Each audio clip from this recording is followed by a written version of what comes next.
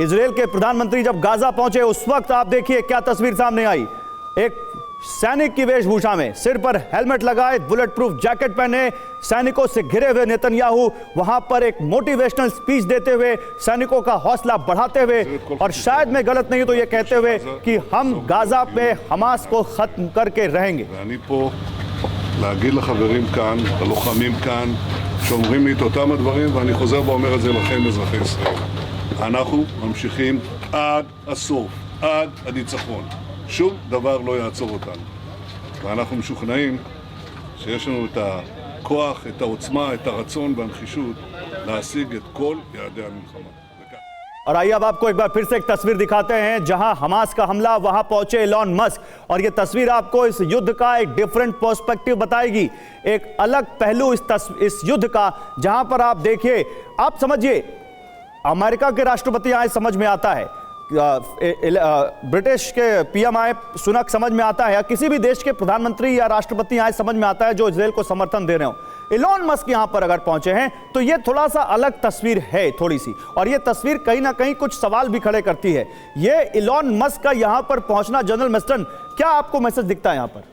देखिए, Elon Musk ने फिलहाल एक स्टेटमेंट दिया था और ट्विटर में जो एंटी सेमिटिक था, और वो अमेरिका की जनता ने उसको पसंद नहीं किया है। तो एक तो ये डैमेज कंट्रोल मिशन पे आए हैं क्योंकि वो उनका स्टेटमेंट जनरली किसी को प्रभावित नहीं हुआ है वहाँ के अमेरिकी नागरिक को। आया कि कुछ कंपनियों ने उसके बाद इनकी कंपनी से अपनी जो स्पॉन्सरशिप थी या जो ऐड थे वो भी वापस ले लिए। बिल्कुल, तो ये एक डैमेज कंट्रोल मेजर में आए हैं और इसीलिए किबुतू गए हैं। और प्राइम मिनिस्टर नेतन्याहू इनके साथ वो क्यों गए उसका भी कारण है। देखिए, money matters, money Elon Musk के पास इतना है। दूसरा, कम्युनिकेशन, ये जितनी सैटेलाइट कंट्रोल है, ये सारा कम्युनिकेशन, चाहे यूक्रेन में आप देख लिए या यहाँ पर, तो उसका भी इनको फायदा है। तो ये एक बॉलीवुड स्टाइल में 14 घंटे 29 मिनट तो बचे हैं, इस बारे में तो हम बात कर रहे हैं, लेकिन कर्नल शैलेंद्र, आप इजराइल को, you can hate Israel, you can love Israel, but you can not ignore Israel, कह सकते हैं यहाँ पर। ये इलॉन मस्क के जहां जाने से प्रूव हो गया है। मैं इस बात को एक नए तरीके से आपके सामने प्रेजेंट कर सकता हूं। Why not love humanity? ये इजराइल के खिलाफ हेट, इजराइल के खिलाफ लव किस लिए? Why the world? क्यों पूरी दुनिया अपनी मानवता को प्यार ना देना चाहे? क्यों हमास का साथ दें? क्यों इजराइल का साथ दें? क्योंकि अगर कोई मर रहा है तो बहुत बड़ी बात कर दी आपने। तो फिर बिल्कुल, ये बहुत बड़ी बात कर दी आपने। और इसीलिए अब मैं जो दिखाना चाहता हूं वो ये दिखाना चाहता हूं कि ह्यूमैनिटी और इजराइल का समर्थन, हमास का समर्थन, इन सब के बीच एक चीज है जो आपको कभी नहीं भूलनी चाहिए, और वो है खुद का इंटरेस्ट या खुद की यहां पर हालत को बचाना। ये मैं क्यों कह रहा हूं? देखिए, अभी हमने आपको दिखाया इराक में हमास के समर्थन में उन्हीं के कपड़े पहनकर वहां के समर्थन में वहां के लोग रैली निकाल रहे हैं, लेकिन इसके बावजूद अब तक गाजा का समर्थन करने वाले मुस्लिम जो पड़ोसी देश हैं इजराइल के या फिलिस्तीन के, वो इस युद्ध में सीधे क्यों नहीं आए? उनको क्या डर सता रहा है? तो आइए आपको आज एक बहुत बड़ी रिपोर्ट, एक बहुत बड़ा यहां पर फैक्ट दिखाने चाह रहा हूं। उसके पीछे एक बहुत बड़ा कारण है, उसके पीछे उनकी चरमराती हुई अर्थव्यवस्था है जो इस युद्ध की वजह से और ज्यादा गिर जाएगी।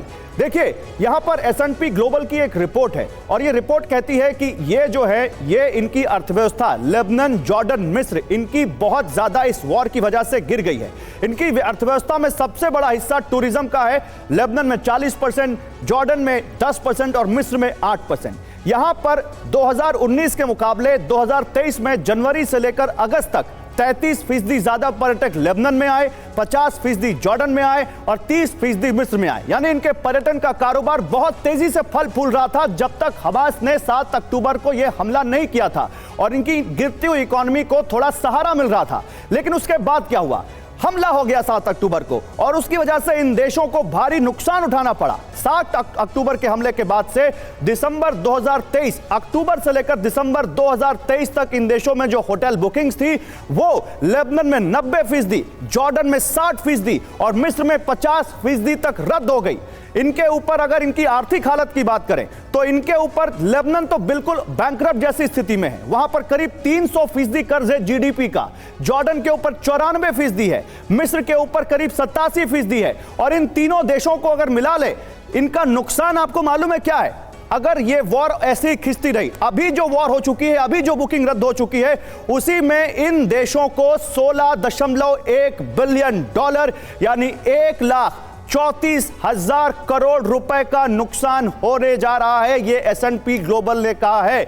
और अगर मैं ये कहूं कि इनके लिए डूब मरने वाली स्थिति है तो गलत नहीं होगा, क्योंकि इन देशों की आर्थिक स्थिति पहले से ही पतली है। तो जनरल द्विवेदी, क्या ये रुपया ही सबसे बड़ा कारण है? जो बातें तो बहुत हो रही हैं, लिप सर्विस तो बहुत हो रही है, लेकिन ये देश एक भी नहीं आ रहे यहां पर फिलिस्तीन की मदद करने के लिए।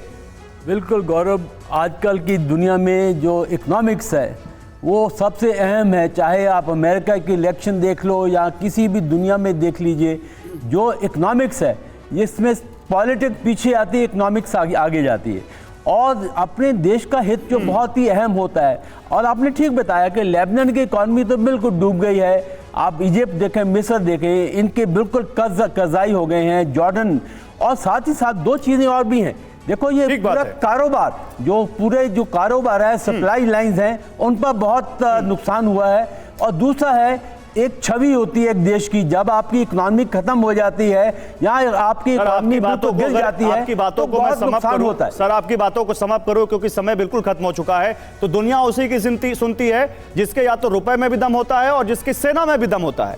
और इजराइल के रुपए में भी दम है और इजराइल की सेना में भी दम है। और इसीलिए शायद दुनिया उसकी सुन भी रही है और दुनिया उसकी ताकत का लोहा मान भी रही है जो इस वक्त वहां पर हो रहा है। लेकिन अब यही सबसे बड़ा सवाल, जिस सवाल के साथ मैं आपको छोड़कर जा रहा हूं कि 14 घंटे 24 मिनट बाद गाजा का क्या होगा? यह सीज़फायर आगे बढ़ेगा, नहीं बढ़ेगा? तो इजराइल क्या फिर से, जैसा कि नेतन्याहू कह रहे हैं, हम पूरी ताकत से हमला करेंगे, वो हमला होगा? अब यही इस वक्त का सबसे बड़ा सवाल है। आप तीनों मेहमानों का बहुत शुक्रिया हमारे साथ जुड़ने के लिए।